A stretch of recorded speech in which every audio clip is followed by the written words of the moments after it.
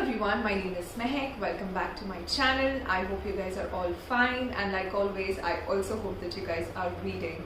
Back with the book of the week that I finished. It's about books and Bookshop, and as soon as I saw the cover, which is so beautiful, I fell in love with it and I was like, I have to read this book. It's called Diary of a Tuscan Bookshop. It's by Alba. That's how it looks. It's got a beautiful bookshop picture with a cat sitting on it. So quickly taking you through what the story is all about. Alba Donati, who is the author of the book, and it's actually her story. She is someone who has been working in the publishing industry for a really long time. Her job, allowed her to meet all the prominent international authors, but that wasn't enough for her. She always wanted to come back to her hometown called Luciano. It's a small village in Tuscany.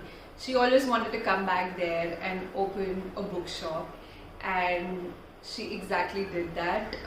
So while she was working as a publicist in the city, and she had a comfortable house and she had a good job, she felt that it was time to go back and open this bookshop in my village. But obviously she didn't have money. So while she had this dream of opening a bookshop, she didn't have money. And this small village, actually, which is on hills, has about, I think, less than 200 residents. So obviously when she first spoke about the idea aloud to her friends and well-wishers, everyone thought that it is a ridiculous plan, it's stupid. Why would you open a bookshop in a small village where you don't even have like 200 residents? Who's going to come, who is going to read your books? So she didn't have money, and everyone around her thought that it's a stupid idea. But she had made her mind, and she had this cottage, like her family cottage on the hills, and she exactly knew that she wanted to open a bookshop there.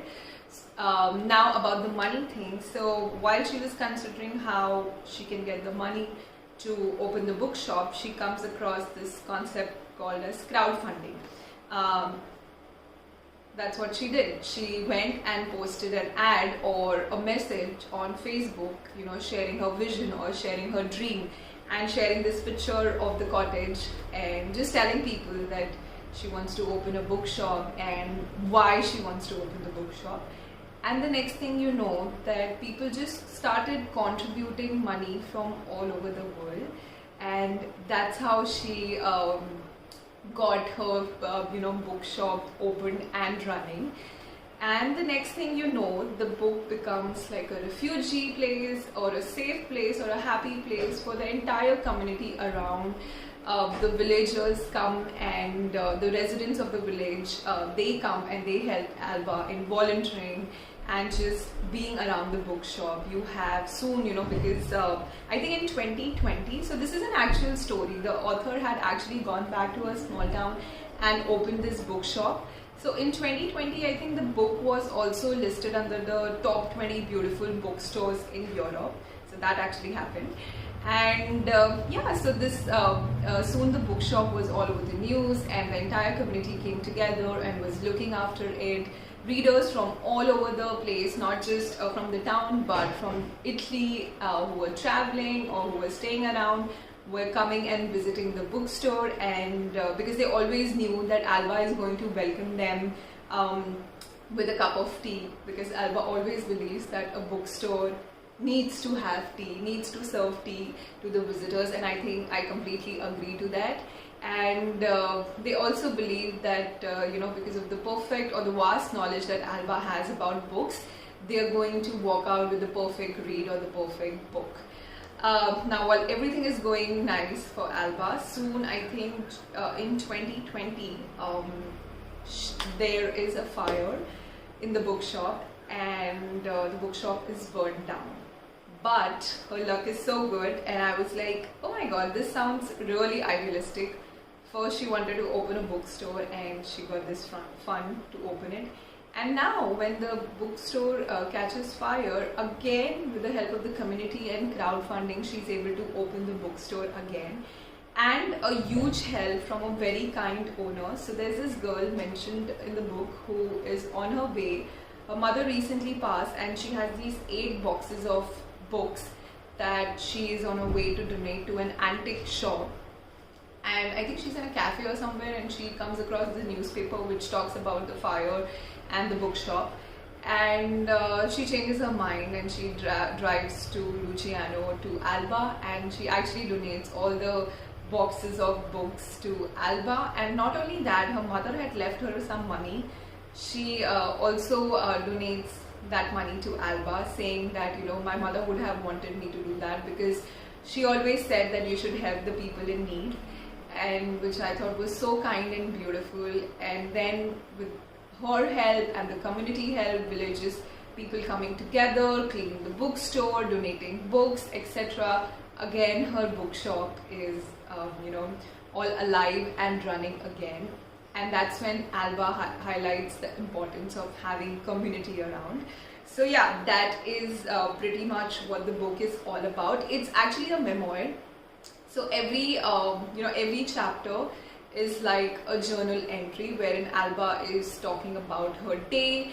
You read about her friends, her mother who is 102 years old, her childhood friends. There's also mention about a husband somewhere and daughter, who comes here and there. But that is one of the things that I found I did not like about the book, because usually the mentions about her family and relatives and friends is all very confusing, and they don't really stay back with you. It's only the books, the mention about the books and the bookshop that stays with you.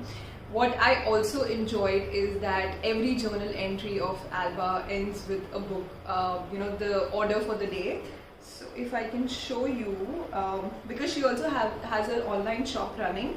So for example, I don't know if you can see, it says here today's orders, and there are a list of books that she has mentioned that she has to dispatch. So as a reader, I think it's a good source of some of the book recommendations, which again I like. Another thing about the bookshop is that it does not only has books, but everything related to books. So for example, there are teas inspired by famous female literary characters. You have stockings, you have calendars, and so on. So bookish merchandise, which I thought was really amazing. And just the whole picture that the author has painted in the book about this quaint little town in Italy and a bookstore in a cottage on hills just makes you want to visit the bookshop. So if you like books, if you like Italy, and if you generally like reading about memoirs, I think this book is definitely for you. I really enjoyed the whole setting of a bookshop in a cottage on hills, and just a very simple, easy breezy read, I would say. So yeah, that's all on this wonderful book. Definitely recommend you guys to read this one. It's not so great, but it won't disappoint you. It's a quick 200 pages read. Yeah, I'm going to see you next week with another title. Till then, take care, bye bye, and thank you so much for watching this video.